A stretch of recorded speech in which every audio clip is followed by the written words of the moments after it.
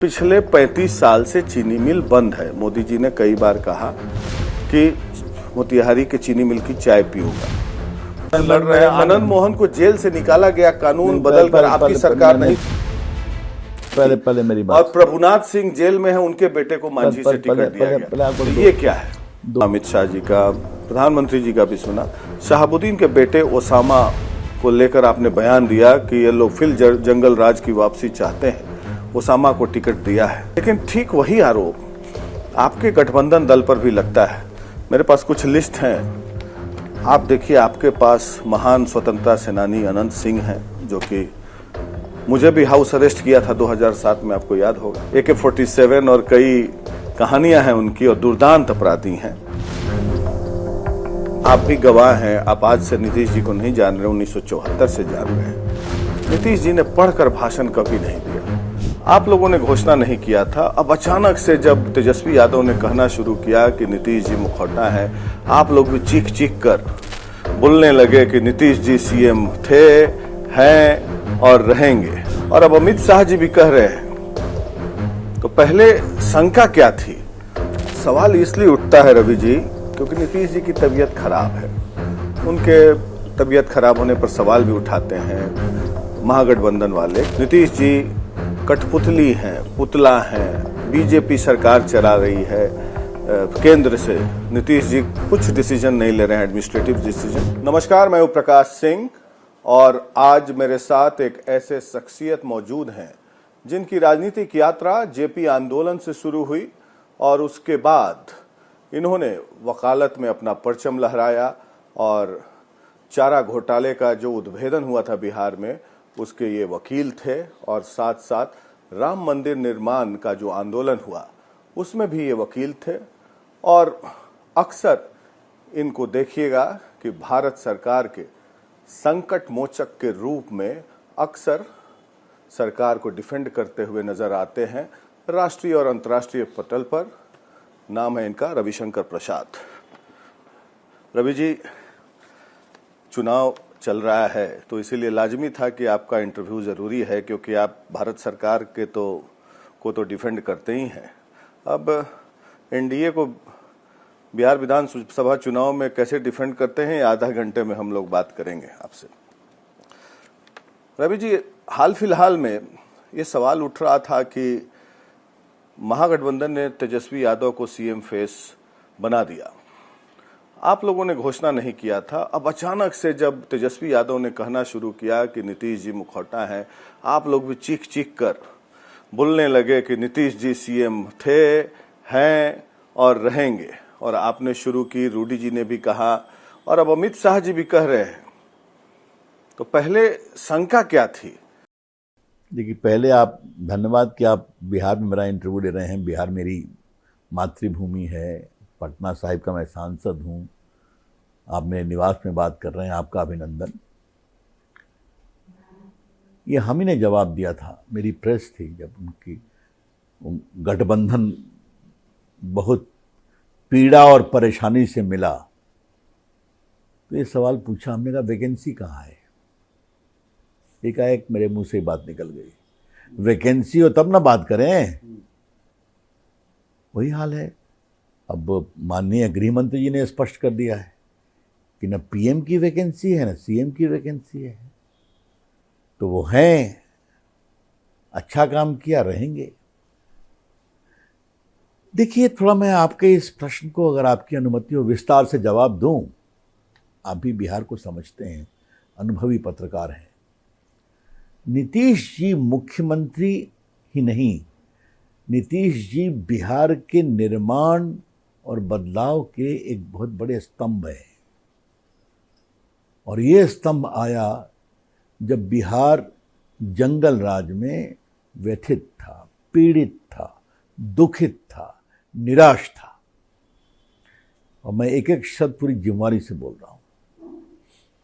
अभी आपने चारा घोटाले की बात कही।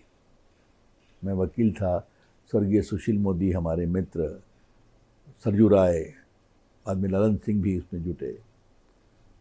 हम लोगों ने संघर्ष किया था। और इतनी लूट हो सकती है क्या? और देखिए, मैं रिपब्लिक टीवी के माध्यम से एक बात बताना चाहता हूं। लालू जी बड़े नेता थे, गरीब परिवार में पैदा हुए, जेपी मूवमेंट के सेनानी, हम लोग साथ में जेल में रहे हैं। वहां से आया हुआ व्यक्ति भ्रष्टाचार और परिवारवाद की यह पराकाष्ठा करेगा? चारा घोटाले में चारा किसके लिए था? दलितों के लिए, बहुत गरीब के लिए।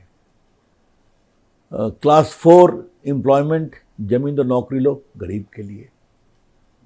और आज आपके दर्शकों को जानना जरूरी है, लालू प्रसाद जी को चारा घोटाले के 4 मामलों में 32.5 साल की सजा हो चुकी है। 32.5 साल। उनको बेल पर है, अपील है, एक की भी रिहाई नहीं हुई। अलकतरा घोटाला, तो हमने कहा अब तो फुल स्टॉप होगा। तो फिर आ गया जमीन दो नौकरी लो, हमने कहा अब तो फुल स्टॉप होगा। तो आ गया होटल घोटाला, अच्छी जमीन पटना में दो और रेलवे का होटल लो। तो ये इनका टाइम टेस्टेड मॉडल है। वैसे में नीतीश जी ईमानदार व्यक्ति हैं, और चारा घोटाले की लड़ाई में वो लालू प्रसाद को छोड़ के आए, समता पार्टी बनी, फिर वो केंद्रीय मंत्री बने। तो ये यात्रा जो है 20 साल की, ये बदलाव की कहानी, खौफ से उबरने की कहानी, ये है जंगल राज और बदलाव का बिहार। सवाल इसलिए उठता है रवि जी, क्योंकि नीतीश जी की तबीयत खराब है। उनके तबीयत खराब होने पर सवाल भी उठाते हैं महागठबंधन वाले, कहते हैं कि अचेत हैं नीतीश जी, कठपुतली हैं, पुतला हैं, बीजेपी सरकार चला रही है केंद्र से, नीतीश जी कुछ डिसीजन नहीं ले रहे हैं, एडमिनिस्ट्रेटिव डिसीजन। इसलिए वो लोग फैलाना चाहते हैं या बोलना चाह रहे हैं कि नीतीश जी मुख्यमंत्री नहीं बनेंगे। अच्छा, मैं ये बताइए, वो व्यक्ति रोज 4-4 सभाएं कर रहा है, पूरा बिहार घूम रहा है, उसके भाषण को आप टीवी पे दिखा रहे हैं, ऐसे ही घूम रहे हैं। ठीक है, उम्र की कहानी होती है, लेकिन वो बिल्कुल सक्षम रूप से बिहार चला रहे हैं। अभी वो जो विकास यात्रा थी, पूरा बिहार घूमे कि नहीं घूमे? वो हम लोग भी कई जगह साथ में घूमते थे। तो कौन सी बात है? मैं एक ही बात कहूंगा आरजेडी को, आप हताश हैं, हम जानते हैं, आप आवेग में हैं कि किसी प्रकार से हमारा बेटा मुख्यमंत्री बने, लेकिन उसमें राहुल गांधी शालीनता खो देते हैं कि नरेंद्र मोदी वोट के लिए नाचेगा, वोट के लिए डांस करेंगे। इससे बड़ी बदतमीजी की बात कोई हो सकती है? कितना गिरेंगे राहुल गांधी? उनके पिताजी रहे ना प्रधानमंत्री, उनकी दादी रही ना प्रधानमंत्री, उनके परदादा नेहरू जी रहे ना प्रधानमंत्री। उसी कारण से ना है, अपनी क्षमता तो 0/सन्नाटा है। तो आप प्रधानमंत्री पद का क्या सम्मान होता है आपको मालूम है ना? तो ये ऐसा क्यों कर रहे हैं कि वोट के लिए वो डांस भी कर देंगे?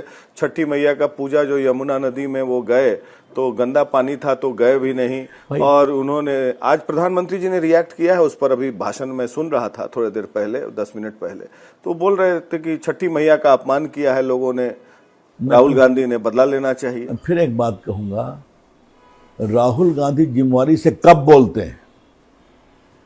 राहुल गांधी सोच समझ के कब बोलते हैं? मैं तो अक्सर जवाब देता हूं,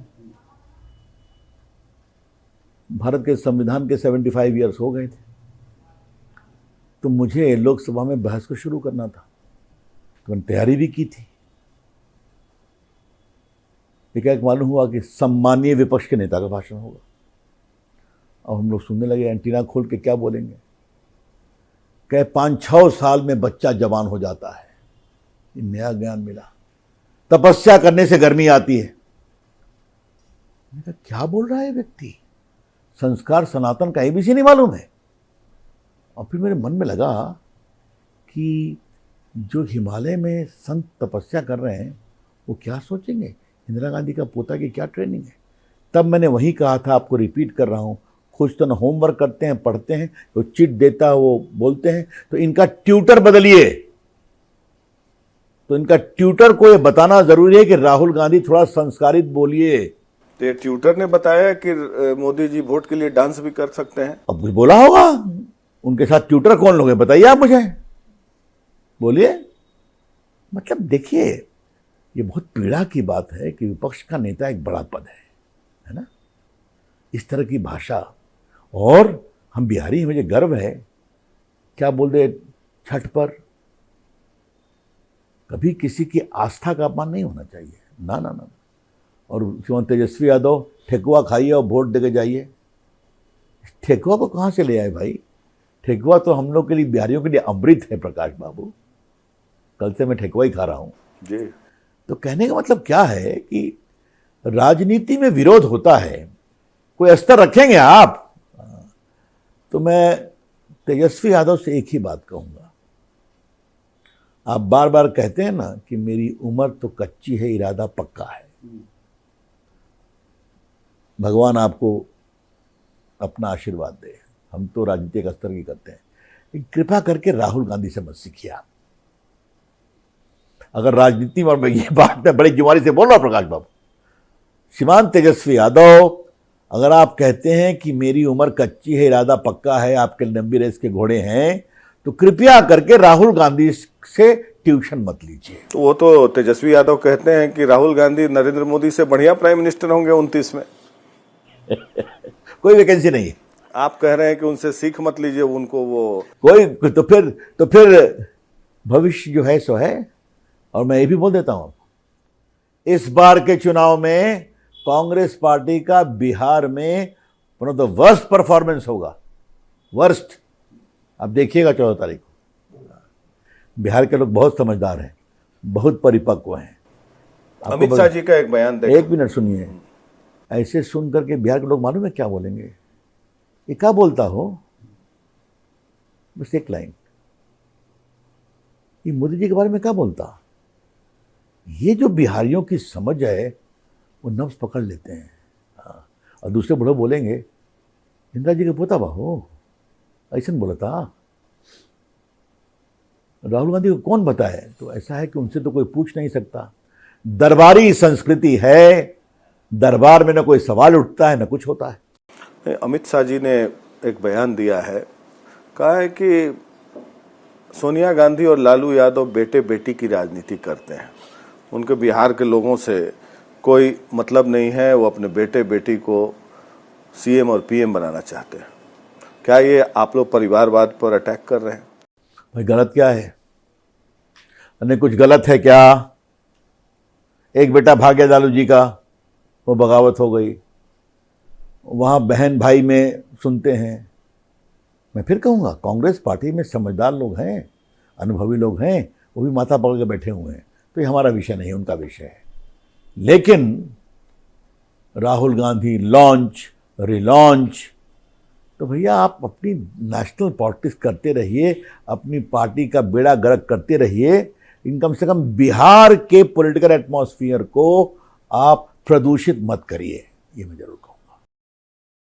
दूसरा सवाल ये है कि असदुद्दीन ओवैसी एआईएम के जो चीफ हैं, उन्होंने हाल फिलहाल में बयान दिया कि हकमारी मत कीजिए, हमारा पॉपुलेशन जो है 18% है, उप मुख्यमंत्री तो होना चाहिए, उम्मीदवार भी आपने कम दिया है। आरजेडी ने 51 यादव उम्मीदवार, 19 मुस्लिम उम्मीदवार। वो कहते हैं कि वोट हमारा लेते हैं आप और मुसलमानों को दरी बिछाने के लिए छोड़ देते हैं। ये क्या बयान है? ये बयान ये है कि जब वोट बैंक की पॉलिटिक्स होती है तो उसमें प्रतिस्पर्धा भी होती है ना। ये तो होना ही था ना, ये तो होना ही था। वो मसीहा बनना चाहते हैं मुस्लिम वोट के, तो अपनी बात वो कहते हैं। तो मैं एक ही बात कहूँगा कि ये सब उनका इंटरनल प्रॉब्लम है, वो जाना चाहते थे उसमें नहीं गए, और अब इस तरह की बातें कर लिया नहीं, नहीं गए, नहीं लिया। हाँ, ये भी ठीक कहा। तो ये उन लोग की स्थिति है। और मिस्टर ओवैसी तो नोन है वो क्या क्या बोलते हैं, उनकी टिप्पणियां देश की एकता के लिए कभी कितना खतरनाक होती है भी हम देखते हैं। और वो लोग आरोप लगाते हैं कि ओवैसी साहब आपके बी टीम है। अब इसका हम क्या जवाब दें, बोलिए, इसका क्या जवाब दें? कि आप ही लोग उनको उकसाते हैं कि आपका वोट काटे। अरे ऐसा है, मैं इस तरह की अस्तरहीन टिप्पणियों पर कुछ नहीं बोलूंगा। वो अपना लड़ रहे हैं, अपनी जमीन बना रहे हैं। वो आपसे रिश्ता बनाना चाहते थे तो आपने रिश्ता बनने नहीं दिया। क्योंकि दोनों मुस्लिम वोट बैंक के लिए मार कर रहे हैं। यही तो कहानी है। तो क्या आपको लगता है अपीजमेंट है? और क्या चाहिए, और है क्या? देखिए, मैं आपसे एक बड़ी बात कहूंगा, ये अपीजमेंट की पॉलिटिक्स प्रकाश जी कहां तक जाएगी, कितना जाएगी? कल्याण सिंह का डेथ हुआ तो अखिलेश यादव श्रद्धांजलि देने भी नहीं गए। पूर्व मुख्यमंत्री, वही पूर्व मुख्यमंत्री, उनके पिताजी मुख्यमंत्री, क्योंकि शायद मुस्लिम वोट नाराज हो जाएगा। लेकिन अंसारी मरते हैं तो आप पहुंच जाते हैं उनकी जमीन पर गाजीपुर में। ये क्या है? मैं आपको तुलना कर रहा हूं, किस हद तक जाएगी ये वोट बैंक पॉलिटिक्स। क्या अगर कल्याण सिंह में चले जाते, मैं आग्रह नहीं कर रहा हूं, तो मुझे मालूम है कि मुस्लिम समाज इतना समझदार है कि इसको बुरा नहीं मानता। जाओ भाई, पूर्व मुख्यमंत्री था, चले गए, ये तो सरोकार और संस्कार का तकाजा है। तो नहीं, तो अपीजमेंट पॉलिटिक्स उनकी मजबूरी है। मैं फिर कहूंगा, मजबूरी नहीं है। वोट बैंक और अपीजमेंट के लिए वो किस सीमा तक जाएंगे। अब इनको देखिए, तेजस्वी बाबू, हम वक्फ कानून कूड़े में फेंक देंगे, सरकार बनेगी तब। तेजस्वी बाबू, आपको कोई पढ़ा रहा है कि नहीं पढ़ा रहा है? बिहार सरकार, एक तो आप आने वाले हैं नहीं, और बिहार सरकार में आप आएंगे तो कभी भी न बिहार विधानसभा का अधिकार है, ना आपका अधिकार है कि संसद के द्वारा पारित कानून को आप फाड़ सकें। सुप्रीम कोर्ट सुनवाई कर रहा है, उसने स्टे नहीं किया है। लेकिन क्योंकि बहुत बड़ी बात उनके लोग बोलते हैं, तो मैं एक बात पूछूंगा, वक्फ की जमीन पर कितना मॉल बना है? बंगला चौराहा मेरा क्षेत्र है ना, बाएं दाएं आप देखते हैं ना, बहुत सी वक्फ प्रॉपर्टी है ना, अली हसन वगैरह, हसन ब्रदर्स, इमाम ब्रदर्स हैं, आज तो वहाँ मॉल खड़ा है। तो गरीबों के लिए कितने अस्पताल बने, कितने स्कूल बने, कितने मदरसा बने, ये सवाल क्यों नहीं उठना चाहिए?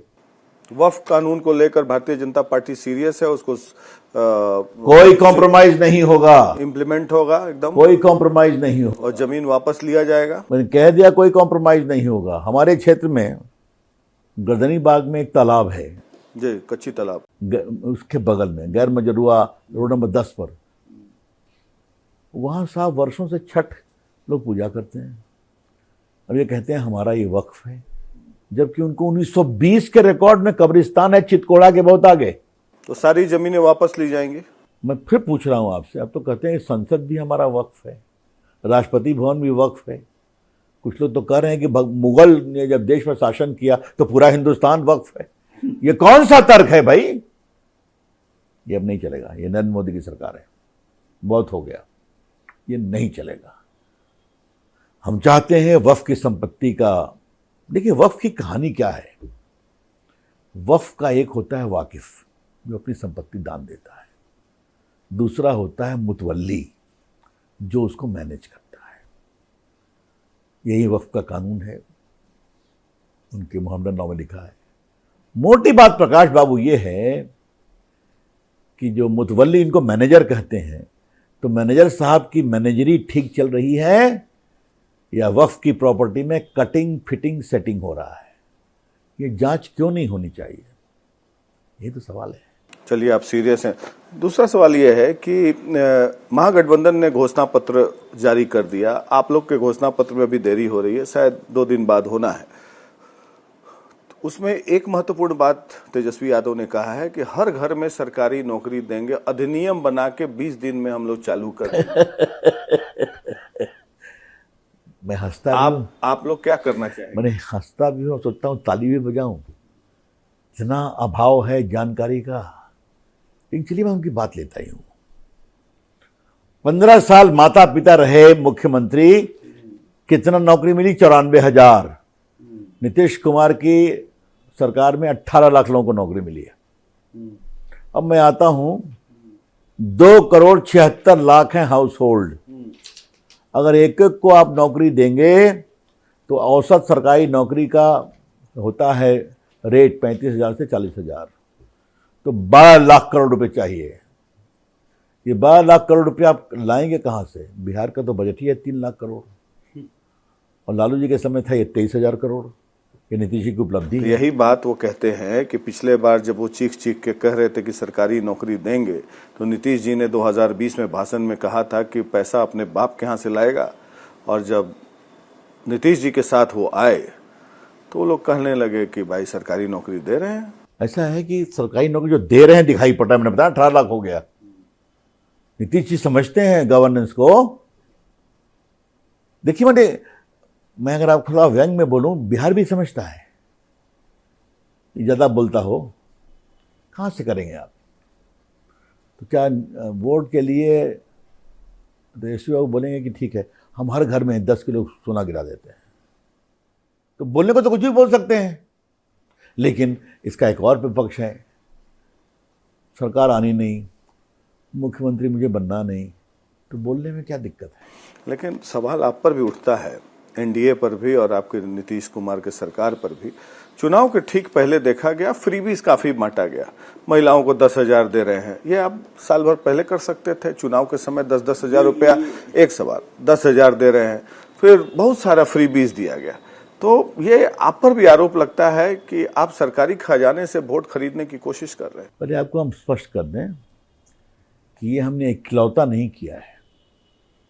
महिलाओं में देखिए, हमारी जीविका दीदियों को देखिए, कोरोना काल में सबके अकाउंट में पैसा गया है, इलाज की व्यवस्था की गई है, 80 करोड़ लोगों को 5 किलो गेहूं चावल दिया जा रहा है। वो तो बहुत पहले से ना, दिया जा रहा है। अभी चल रहा है ना, चल रहा है।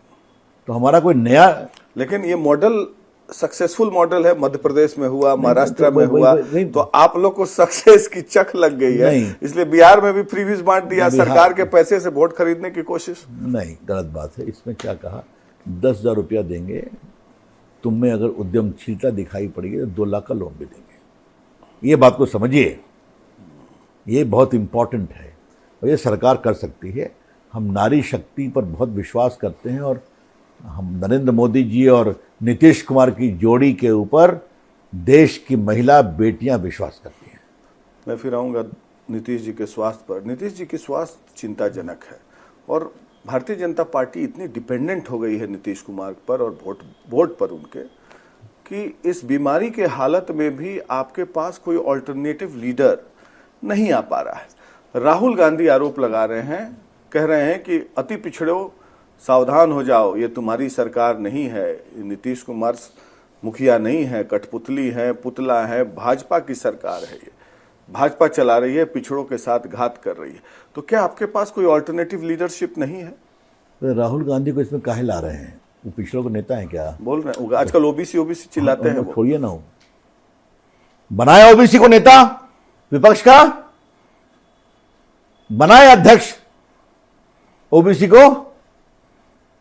खड़गे साहब तो उम्र काफी हो गई, छोड़ दीजिए। तो रियल पावर अपने पास रखेंगे, है ना। अब बात करेंगे ओबीसी को, ओबीसी के। यहाँ देखिए, नरेंद्र मोदी जी अति पिछड़े हैं तो राष्ट्रपति आदिवासी हैं, उसके पहले रामनाथ कोविंद दलित थे। ये हमारी सोच है, छोड़ दीजिए उसको। अब जहाँ तक उनके स्वास्थ्य का सवाल है, पहले भी कहा वो गलत है, वो प्रचार कर रहे हैं, स्वस्थ हैं। और एक बात समझिए आप प्रकाश बाबू, और ये जानना बहुत जरूरी है, हम रिश्ते निभाते हैं।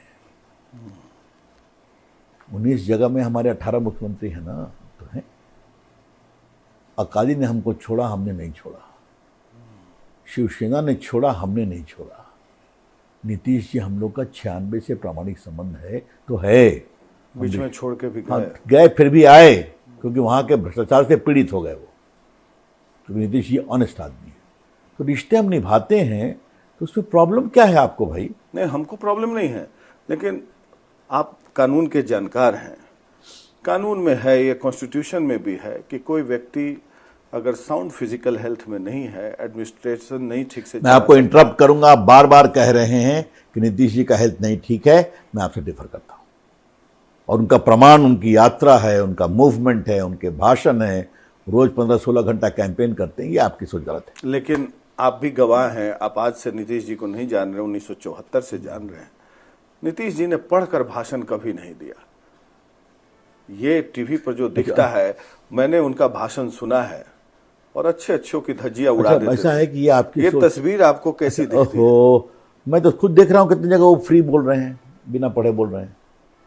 नीतीश जी पढ़ के तो कभी भाषण नहीं दिए थे। ओ नीतीश जी अभी भी जो आजकल बोल रहे हैं उसमें कितनी जगह बिना पढ़े बोल रहे हैं। ये तो अब कोई नाम कौन अध्यक्ष जी है क्या है ये देख रहा है, तो ये आप कुछ ज्यादा ही नीतीश जी के स्वास्थ्य पर अपना दूरबीन लगाए हुए हैं, ये ठीक नहीं है। तो राहुल गांधी अति पिछड़ों को जो संदेश देना चाह रहे हैं कि भाई भाजपा की सरकार होगी, दिल्ली से चला रहा है लोग रिमोट कंट्रोल से, नीतीश जी फैसले नहीं ले रहे हैं, भाजपा जो है अमित शाह, नरेंद्र मोदी 3-4 अधिकारियों के थ्रू सरकार चलवाना चाह रहे हैं बिहार में, ये तुम्हारी गरीबों की सरकार नहीं है। पहले राहुल गांधी अपनी पार्टी को रिमोट कंट्रोलिंग बंद करें।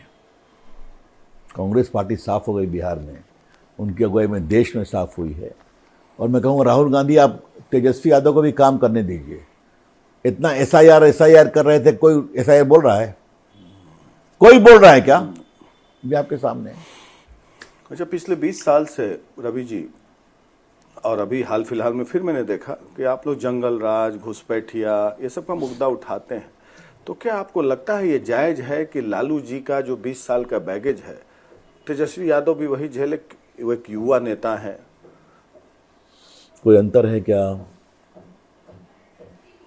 फिर एक बात, क्या कोई अंतर है क्या? आपने जंगलराज को देखा है क्या?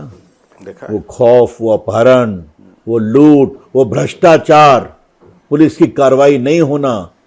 और आपको बताता हूं, मेरी जो कॉन्स्टिट्यूंसी है ना पटना साहिब, उसके बहुत से बेल्ट में लालू प्रसाद की सपोर्टिंग फोर्सेस और नीतीश कुमार के फोर्सेस में टकराव होता है। इन फोर्स की हमारी, देखिए वो जंगल राज की जो हम बात करते हैं ना, तो वहाँ को मतलब है आपकी गाय खोल के चले जाएंगे, कोई केस नहीं होगा। आपके मुरेड़े में अपना मुरेड़े घुसा देंगे, चौराहा पर हम लाठी भाजेंगे। तो उससे एक खौफ का माहौल, और शादी वगैरह में अपहरण में निगोशिएट कहाँ होता है आप जानते हैं, मुझे बताने की जरूरत नहीं। जी, हमने कवर किया है वो सब दौर। इसलिए, और आज उसकी स्मृति है, बिहार का नौजवान समझता है। आपके कहने का मतलब तेजस्वी यादव भी लालू यादव जैसे हैं? नहीं, जो फोर्सेस उन्होंने अनलीश किया है, जिस फोर्सेस के बिना पर उनकी सियासत खड़ी है, कहां से कंट्रोल कर पाएंगे? गांव देहात में मतलब आप समझ रहे हैं मैं कहना क्या चाह रहा सिविल अनरेस्ट जैसा माहौल हूं? बिल्कुल रहता है। बिल्कुल बिल्कुल। तो उसी कड़ी में मैं उसी से जुड़ा सवाल है कि जंगल राज तो आप कहते हैं, आपका हाल फिलहाल में बयान सुन रहा था, गृह मंत्री जी का भी सुना, अमित शाह जी का, प्रधानमंत्री जी का भी सुना, शहाबुद्दीन के बेटे ओसामा को लेकर आपने बयान दिया कि ये लोग फिर जंगल राज की वापसी चाहते हैं, ओसामा को टिकट दिया है। अब ये पता नहीं कि ओसामा पर कितने केसेस हैं, एक आध केसेस हैं, लेकिन शायद AK-47 का केस था, वो भी सुपरविजन में खत्म हो चुका है। लेकिन ठीक वही आरोप आपके गठबंधन दल पर भी लगता है। मेरे पास कुछ लिस्ट हैं, आप देखिए, आपके पास महान स्वतंत्रता सेनानी अनंत सिंह हैं, जो कि मुझे भी हाउस अरेस्ट किया था 2007 में, आपको याद होगा। मैं अपनी वाकया बता रहा हूँ। और AK-47 और कई कहानियां हैं उनकी, और दुर्दांत अपराधी हैं। धूमल सिंह हैं JDU के उम्मीदवार, अनंत सिंह JDU के उम्मीदवार, राजबल्लभ यादव जो कि पॉस्को एक्ट में गिरफ्तार हुए थे, उनकी पत्नी विभा देवी को नवादा से JDU ने टिकट दिया है। फिर आनंद मोहन के बेटे चेतन आनंद लड़ रहे हैं। आनंद मोहन को जेल से निकाला गया, कानून बदलकर, आपकी सरकार नहीं थी। पहले मेरी बात, और प्रभुनाथ सिंह जेल में है, उनके बेटे को मांझी से टिकट दिया गया। तो ये क्या है? दो चीज मैं आपसे बताना चाहूंगा। कई लोगों की रिहाई हुई है कोर्ट से, मैं किसी का नाम नहीं लूंगा, आप भी जान लीजिए। कई लोगों की कोर्ट से बाइज्जत रिहाई हुई है। मेरा अपना स्वभाव आप जानते हैं, इन चीज़ों पर हमारा एटीट्यूड बहुत डिफरेंट है। देश के लोकतंत्र में शुचिता आनी चाहिए, लेकिन आपको दूसरा पक्ष भी समझना पड़ेगा। अब जहाँ तक सवाल है, आपने कुछ लोगों के नाम लिए, तो जो जेल में है, अब उनके बेटे पर भी आरोप है क्या? नहीं ना है। तो वही आप ओसामा पे लगा रहे थे। Just a minute. Anand Mohan को तो स्पेशल कानून में पहले आप शहाबुद्दीन की कहानी को कितना जानते हैं साहब? खूब जानते हैं। मैंने कितना जानते हैं? शहाबुद्दीन को काफी कवर किया। Thank you. जेल से बंदूक की गोली चलाते थे। Thank you. सुशील मोदी और हम लोग कितनी बार गए थे इनके वो चंद्रशेखर के परिवार को क्या किया आपको मालूम है ना? जेएनयू के प्रेसिडेंट को चंदा बाबू के बेटे को भी मारा, जला दिया। हम लोग जाते थे, भाजपा के कार्यकर्ता मरते थे तो कोई लोकल जर्नलिस्ट की भी हिम्मत नहीं होती थी कि सर पटने से ही पत्रकार ले आनंद सिंह, आनंद मोहन, प्रभुनाथ सिंह, धूमल सिंह, ये लोग भी तो उसी कैटेगरी के हैं। नहीं। अच्छा है राजवल्लभ यादव। फिर मैं कहूंगा वो ये खौफ नहीं, वो तुलना आपकी गलत है। मैं किसी को डिफेंड नहीं कर रहा हूँ। हम किसी को डिफेंड नहीं कर बिहार रहे की जनता जानती है इन लोगों को। किसी को मैं ठीक है तो उसकी सजा उनको मिली, जेल में है, छोड़िए उस बात को। हाँ, लेकिन आज रघुनाथपुर में एक खौफ का माहौल तो है। बिल्कुल। कल योगी जी बुलडोजर लेके वहां सभा किए हैं, सैकड़ों बुलडोजर वहां थी। वो यूपी से सटा हुआ इलाका है। तो इसीलिए बता रहा हूं आपको। हाँ, तो अच्छा है वो संदेश देते हैं। हाँ। चलिए और कोई विशेष बात? नहीं, बहुत अभी तो बहुत सारे सवाल हैं। अब जानिए। भ्रष्टाचार का आरोप आप लोग लगाते रहे, चारा घोटाला और ये सब, आईआरसीटीसी स्कैम और लैंड फॉर जॉब स्कैम अभी रिसेंट है। अभी बीच में ट्रायल शुरू कर दिया है कि इसमें चार्जेस फ्रेम हो गए। शायद रोज जब ट्रायल के लिए बोला है राउज एवेन्यू कोर्ट ने, आप नजदीक से देखते रहे ये सब केस। आप ही के सहयोगी ललन सिंह बीच में जब हटे थे और नीतीश जी दोनों ने 2022 में आपसे जब हटे था बोले कि अरे ये सब केस कहाँ है इसमें, आईआरसीटीसी और देखिए उस पर बंद हो गया था फिर चालू हो गया। फिर मैं आपसे एक बात आपको क्या लगता है ओपन एंड शट केस है? फिर मैं आपसे एक बात कहूंगा, किसने क्या किया, अलग हुए, ये एक राजनीतिक सच्चाई है और उस समय क्या कहा गया इस पर मैं कोई कमेंट नहीं करूंगा।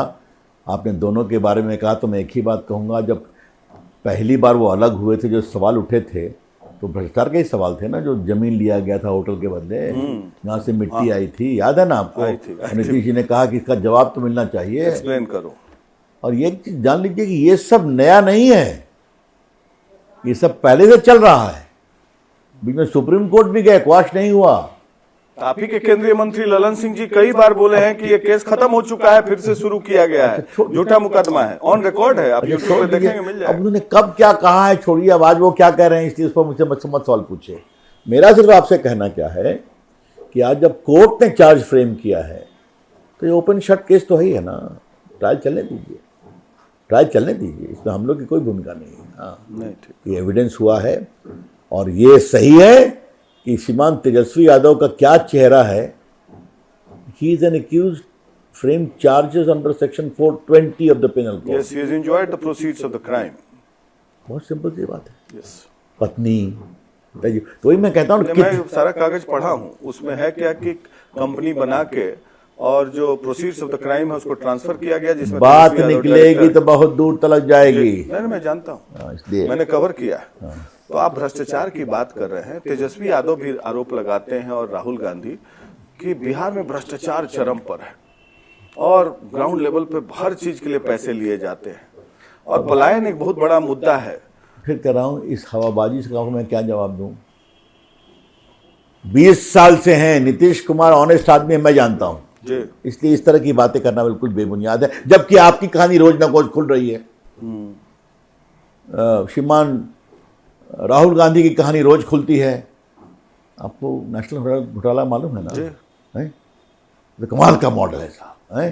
कमाल का मॉडल है कि by investing few lakh rupees in a trust आप पूरे 5,000 करोड़ की संपत्ति के मालिक बन जाते हैं, और गवर्नमेंट लैंड।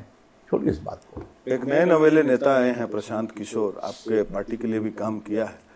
वो कहते हैं आपके मंत्रियों पर काफी भ्रष्टाचार के आरोप लगाए, सम्राट चौधरी, अशोक चौधरी और तमाम मंगल पांडे, सब पर आरोप लगाया। कहते हैं कि 4 लाइन ठीक से बोल नहीं पाते हैं लोग। अब बताइए, भाजपा के चेहरा बने हुए हैं। ऐसा है, रोज तो बोल रहे हैं, जिनका नाम लिया, मैं किसी का नाम नहीं लूंगा, वो सब तो रोज बोल रहे हैं। आप उनको इंटरव्यू में ग्रिल भी कर रहे हैं। तो ये सर्टिफिकेट देने का अधिकार उनको किसने दे दिया कि कोई बोलता है कौन नहीं बोलता है? जबकि आपका चेहरा हमने देखा है कि 1-2 जर्नलिस्ट ने आपके शैक्षणिक योग्यता के बारे में पूछा तो आप उठ के चले गए, भाग जाते हैं हम। तो ये क्या है भाई?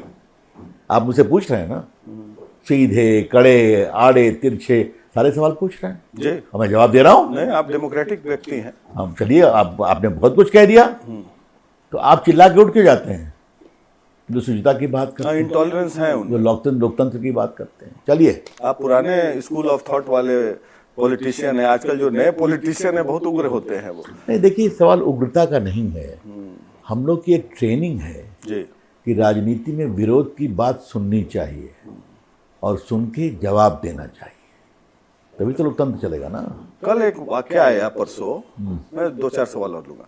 कल एक वाकया आया कल परसों कि प्रशांत किशोर का 2 वोटर आईडी कार्ड है। अब आप कानून के जानकार हैं, मुझे हंसी आई उनके बयान पे, इसलिए मैं आपसे पूछना चाहता हूं, देश के लोगों को आप बता दीजिए। वो एक उनका बंगाल में है, एक करहगर में है, तो बिहार के हैं वो, बिहार में उनका हक बनता है, लेकिन बंगाल में वोटर आई कार्ड बनाने का क्या तुक था? अब वो कहते हैं इलेक्शन कमीशन हमको अरेस्ट कर ले, एसआईआर तो उन्होंने लागू किया। तो मुझे लगा कि एसआईआर तो केवल बिहार के लिए लागू हुआ था, बंगाल के लिए तो हुआ नहीं था। ये बिल्कुल लचर जवाब है। आप भारत को बदलने चले हैं, बिहार को बदलने चले हैं, आप नई पॉलिटिक्स की बात करते हैं, तो इलेक्शन का कानून सिंपल है। आप देश में एक जगह ही वोटर हो सकते हैं। आपने देखा, आपने 37 लाख लोग हटे ना, तो अगर आप 2 जगह वोटर थे तो आपको तो वॉलंटरली उसको छोड़ना चाहिए था। जवाब क्यों देते हैं आप कि हमको गिरफ्तार कर ले? इसका कोई मतलब नहीं है, कोई मतलब नहीं है। मोदी जी आज 5 चीज कहे हैं भाषण में कि जंगल राज की पहचान है कट्टा, क्रूरता, कटुता, कुशासन और करप्शन। इसीलिए छठी मैया का जो अपमान किया है, जो उनको बोला कि यमुना नदी में उन्होंने ढोंग रचा, तो बिहार के लोगों को बदला लेना चाहिए उनसे। बिल्कुल सही कहा। और एक एक उनके शब्द सीखने लायक। वो आरजेडी के जंगल राज की इससे अधिक कोई सटीक परिभाषा हो नहीं सकती। हाँ, राहुल गांधी का एक और हम बयान देख रहे थे, वो कहते हैं कि मोदी जी ट्रंप से डरते हैं। मोदी जी ट्रंप के इस बयान को खारिज करें कि ऑपरेशन सिंदूर जो है अमेरिका के दबाव में उन्होंने अरे भैया था। उनके सामने सदन में बोल दिया, भाषण में बोल रहे हैं। राहुल गांधी को सुनते हैं, समझते हैं, सदन में बोल दिया, हमारे लोगों ने विदेशी फोरम पर बोल दिया, भारत के विदेश मंत्री ने बोल दिया, तो क्या चाहते हैं? चाहते क्या है वो? तो राहुल गांधी तो एक शब्द का मैं प्रयोग करूंगा, थेथरोलॉजी सुना है ना जी, बस बिहार का है, बस इससे अधिक कुछ नहीं बोलूंगा। ठीक है, आखिरी 2 सवाल। आप लोग उद्योग लगाने की बात करते हैं, अमित शाह जी ने भी कहा कि बिहार को स्टार्टअप हब बनाएंगे, इन्वेस्टमेंट हब बनाएंगे, जमीन की दिक्कतें हैं। एक बड़ा भावनात्मक सवाल मैं पूछ रहा हूं आपसे। मेरा गृह जिला है मोतिहारी, वहां पर एक चीनी मिल हुआ करता था। उस समय के एक बड़े नेता थे जिन्होंने चीनी मिल को चालू करवाए रखा। अब वो पिछले 35 साल से चीनी मिल बंद है। मोदी जी ने कई बार कहा कि मोतिहारी के चीनी मिल की चाय पीऊंगा। उद्योग पर मैं बता रहा हूं, आपके पार्टी के सांसद वहां कई टर्म से हैं, कई टर्म। अब मैं किसी व्यक्तिगत सांसद पर आप नाम मत लीजिए। कोशिश कई बार की गई, उसके कुछ लीगल इम्प्लीकेशंस हैं। तो आपने वो बात कही, मैं आपसे कह रहा हूं कि बिहार में आज इथेनॉल के सेंटर्स खुल रहे हैं कि नहीं, बिहार में आज कोल्ड ड्रिंक के सेंटर्स खुल रहे हैं कि नहीं, बिहार में एग्रीकल्चर बेस्ड इंडस्ट्री आ रही है कि नहीं, आ रही है। चीनी की फैक्ट्री को भी लगाया जाएगा, शुरू किया जाएगा।